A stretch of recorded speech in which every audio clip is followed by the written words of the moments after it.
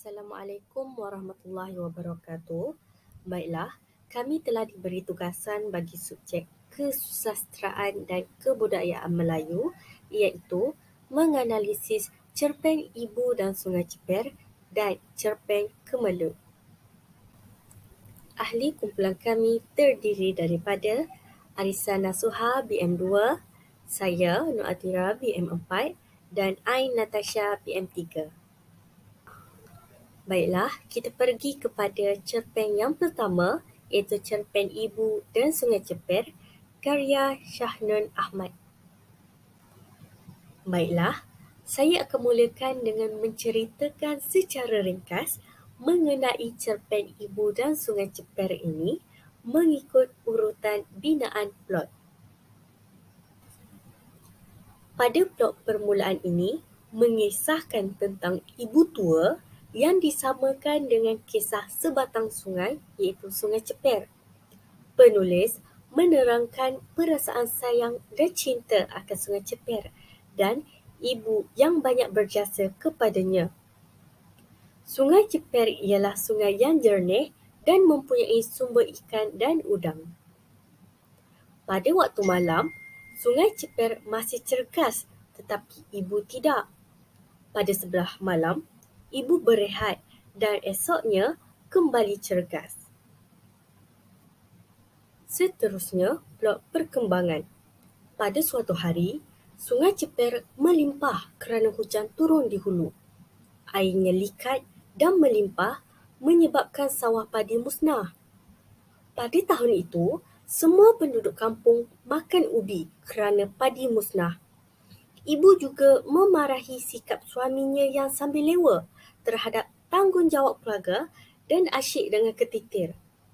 Selepas Ceper melimpahkan air, tiba pula musim kemarau. Kemarahan ibu semakin memuncak apabila Sungai Ceper semakin cetek akibat kemarau. Hal ini menyebabkan sawah-sawahnya kering, ikan mati, air sungai busuk, sumber makanan dan minuman terjejas sehingga memaksa ibu menggunakan telaga sebagai sumber air. Baiklah, pada plot peleraian, kini ibu dan ayah tiada lagi. Tetapi Sungai Ceper masih mengalir dan amat lambat. Keadaannya semakin parah. Ceper kini berbau busuk kerana menjadi tempat pembuangan sampah. Airnya mengalir lesu bersama-sama sampah sarap yang tidak sepatutnya dibuang ke dalam sungai itu. Penulis dan isteri pula telah tua. Pada masa ini, Ceper dikatakan sudah mati kerana airnya sudah tidak bergerak dan timbunan sampah tindih menindih. Ibu benar-benar telah mati, tetapi Ceper walaupun masih wujud tetapi sudah tidak berfungsi lagi. Seterusnya adalah watak yang terdapat dalam cerpen Ibu dan Sungai Ceper, termasuklah watak utama iaitu ibu dan watak sampingan iaitu aku sebagai penulis dan Sungai Ceper. Seterusnya, saya ingin menganalisis watak perwatakan dalam cerpen Ibu dan Sungai Ceper dari aspek kekeluargaan. Bagi watak ibu, watakan bagi watak seorang ibu adalah seorang yang bertanggungjawab. Hal ini dikatakan demikian kerana ibu sanggup bekerja demi menyara keluarganya tanpa dibantu oleh suaminya.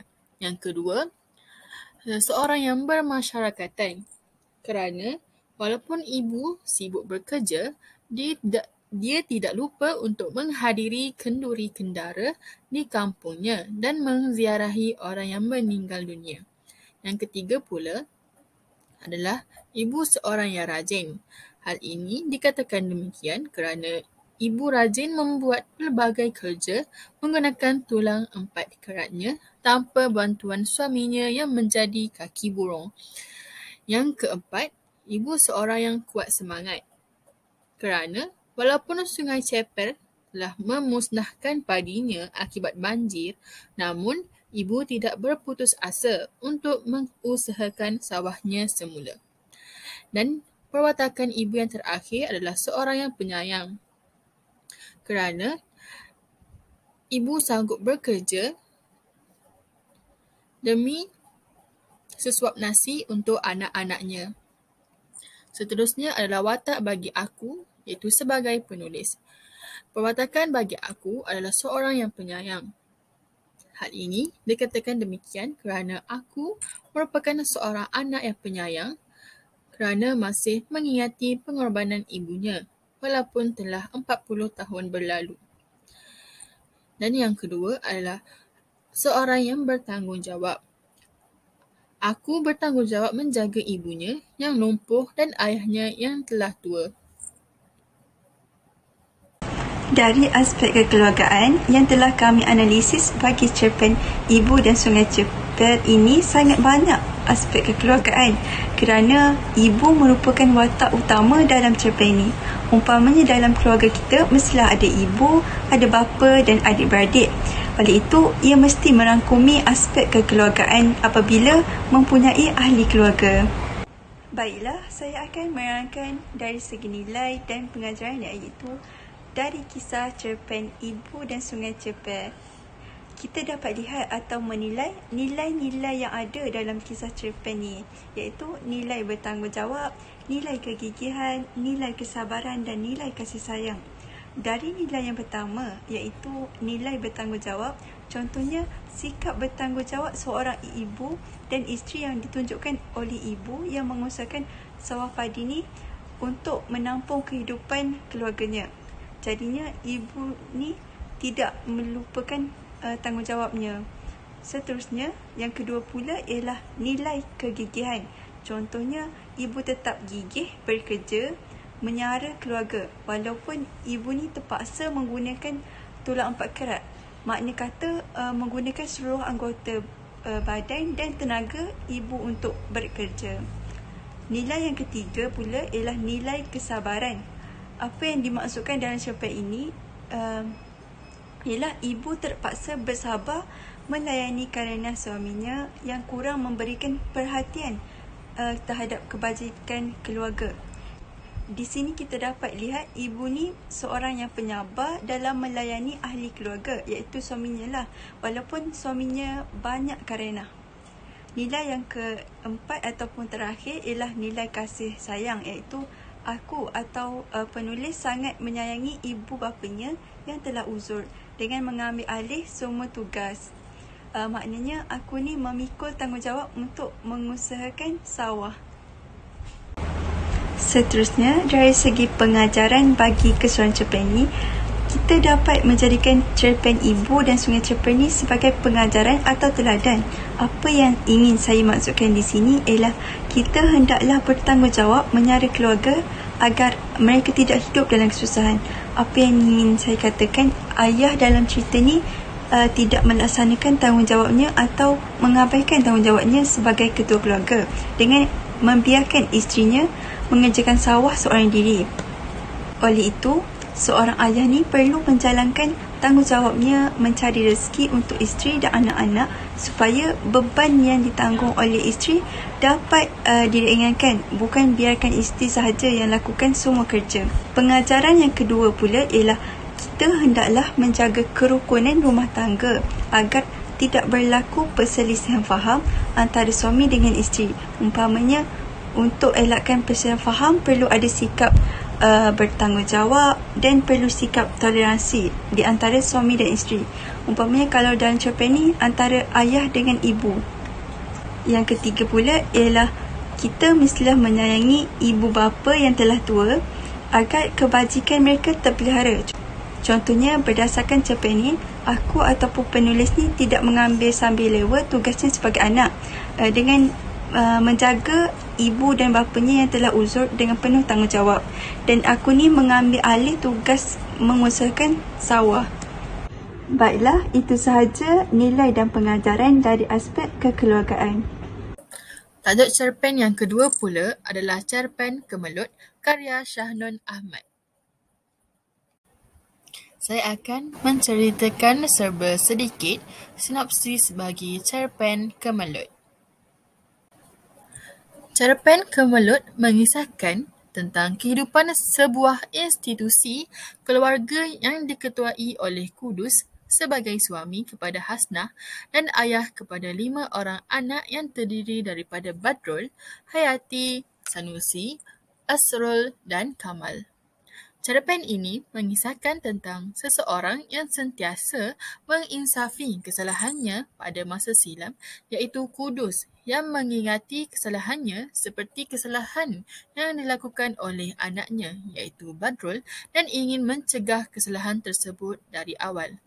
Kisah ini bermula ketika Kudus dan keluarganya sedang menunggu azan untuk menunaikan solat maghrib secara berjemaah.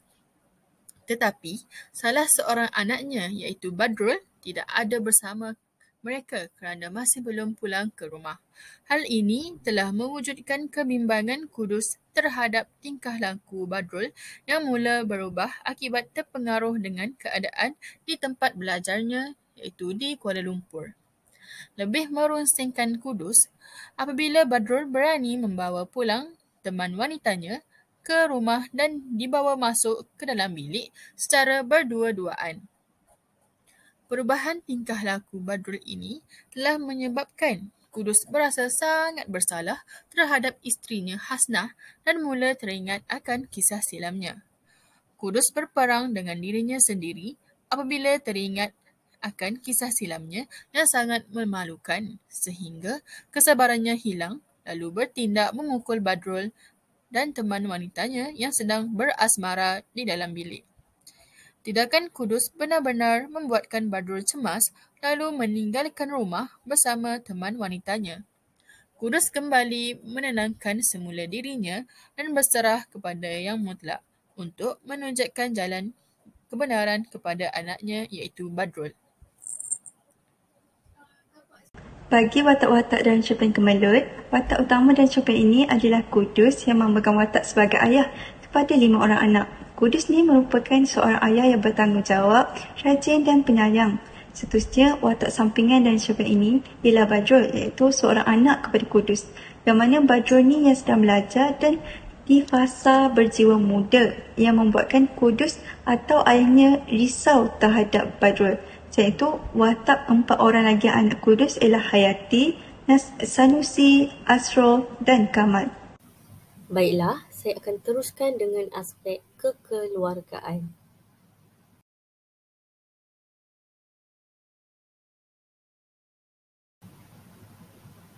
Seterusnya, nilai dan pengajaran. Nilai bertanggungjawab. Contohnya, ayah sebagai ketua keluarga yang bertanggungjawab memberi ajaran Islam yang secukupnya kepada keluarga dan bertanggungjawab untuk mendidik anaknya. Contohnya, ayah yang memukul anaknya Badrul kerana membuat perkara yang tidak elok. Nilai kasih sayang. Ayah memukul anaknya Badrul dengan teman wanitanya kerana melakukan perkara yang tidak elok. Ayah memukulnya kerana sayang akannya dan tidak mahu Badrul menjadi orang yang jahat. Dan akhir sekali, nilai ketaatan, iaitu ketaatan kepada Tuhan, membuat segala perintahnya dan meninggalkan segala larangannya seperti sembahyang 5 waktu. Baiklah, itu sahaja daripada kumpulan kami. Sekian, terima kasih.